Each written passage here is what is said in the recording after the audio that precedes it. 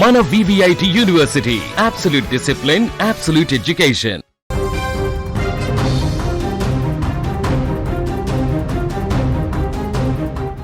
గంటలు రోజులు వారాలుగా మారుతున్నాయి. కానీ చిన్నారి జ్ఞానేశ్వరి ఆచూకీ మాత్రం దొరకడం లేదు. ఆ తల్లిదండ్రుల కన్నీరు ఊరంతా కమ్ముకున్న ఆవేదన చూస్తుంటే గుండె తరుక్కుపోతోంది. పాప ఎక్కడికి వెళ్ళింది? ఎవరైనా ఎత్తుకుపోయారా? లేక ప్రమాదవశాత్తు ఎక్కడైనా చిక్కుకుందా అనే ప్రశ్నలు ఇప్పుడు అందరినీ వెంటాడుతున్నాయి. గత వారం రోజులుగా పోలీసులు, గ్రామస్తులు, బంధువులు అందరూ కలిసి గాలింపు చేపడుతున్నారు. ప్రతి మూల, తోటలోని ప్రతి చెట్టుని, ప్రతి దారిని జల్లెడపడుతున్నారు. అయినా చిన్నారి జాడ ఒక్క అడుగు కూడా ముందుకు పడడం లేదు. దీంతో పోలీసులు సరికొత్తగా టెక్నాలజీని నమ్ముకున్నారు. ఇందులో భాగంగానే పెంపుడు కుక్కను రంగంలోకి దించారు. కుక్కకు అత్యాధునిక GPS ట్రాకర్ను అమర్చి తోటల్లోకి వదిలారు. కుక్క ఏ దారిలో వెళ్తే ఆ దారిలో చిన్నారి ఆనవాళ్లు దొరుకుతాయని అంతా ఆశపడ్డారు.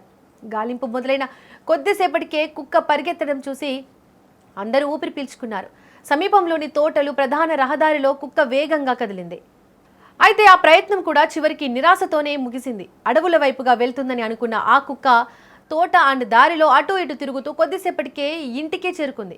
గాలింపు కోసం వెళ్లిన కుక్క మళ్ళీ ఇంటికి తిరిగొచ్చి ఇంటి చుట్టూనే తిరగడం అధికారులను అయోమయానికి గురి చేస్తుంది. దీంతో గాలింపు ప్రక్రియలో గందరగోళం మొదలైంది. అసలు కుక్కను నమ్ముకోవడం సరైందేనా అని గ్రామస్తులు ప్రశ్నిస్తున్నారు. ఆ కుక్క ప్రవర్తన వింతగా ఉందని, దానికి ఎవరైనా మత్తు ఇచ్చారా లేదా మరేదైనా కారణం ఉందా అనే సందేహాలు కూడా వ్యక్తమవుతున్నాయి. నిజానికి పాప తప్పిపోయినప్పుడు పాపతో పాటు కుక్క కూడా ఉంది.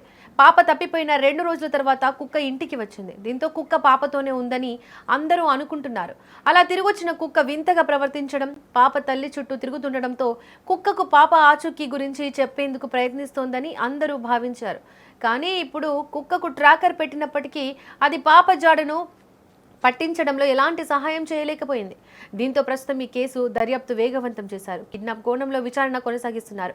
అదృశ్యమైన సమయం నుంచి అక్కడ ఉన్న పరిస్థితులను విశ్లేషిస్తున్నారు. స్థానిక CCTV ఫుటేజీలను పరిశీలిస్తున్నారు. అనుమానితులను ఆరా తీస్తున్నారు. చిన్నారి కోసం గాలింపును మరింత ముమ్మరం చేశారు. డ్రోన్ కెమెరాల సాయంతో కూడా వెతుకుతున్నారు. ఇంట్లో వాళ్ళంతా చిన్నారి వస్తుందని ప్రతిక్షణం ఎదురు చూస్తున్నారు. ఊరు మొత్తం ఒకటే ఆవేదనతో ఉంది. చిన్నారి క్షేమంగా తిరిగి రావాలని అందరూ ప్రార్థిస్తున్నారు. ఇప్పటికైనా అధికారులు ఏదైనా కీలక ఆధారాన్ని సేకరించి ఆ చిన్నారిని తల్లిదండ్రుల దగ్గరకు చేరుస్తారని ప్రజలు కోరుకుంటున్నారు. ఈ కేసులో నిజానిజాలు త్వరగా బయటపడాలని, చిన్నారి జాడ తెలియాలని ప్రతి ఒక్కరు ఆశిస్తున్నారు.